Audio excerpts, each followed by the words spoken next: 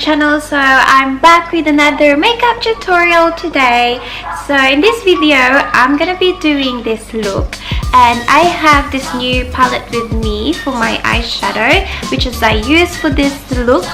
And yeah, this is the HEIMISH eyeshadow palette. I'm really excited to use this, guys, and finally I'm making this video now. So this palette has a lovely colors inside with these two shimmers in here. And yeah, I have this new product. I saw this on my sister's drawer today. This is the Miss Rose. It has seal eyeliner and eyeliner on the other side. So this is how it looks like.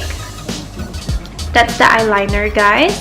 And in the other side, this is the stamp on the other side. And yeah, you can see it right there. If you guys are wondering how I came up with this look, just keep on watching.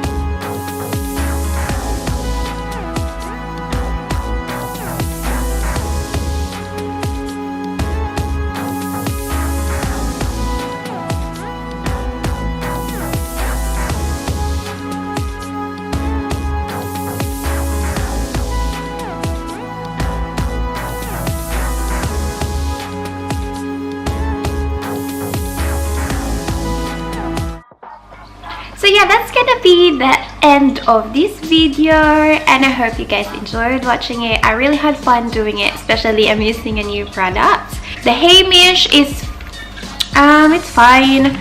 It's just a normal palette for me. It's not that pigmented. You just need to keep blending and blending until you will have that color. But the shimmer that I put in under my lower lid here is really good. It's really pigmented, using my hand though, not the brush. So yeah, I think if I rate this palette from 1 to 10, I think this is 6.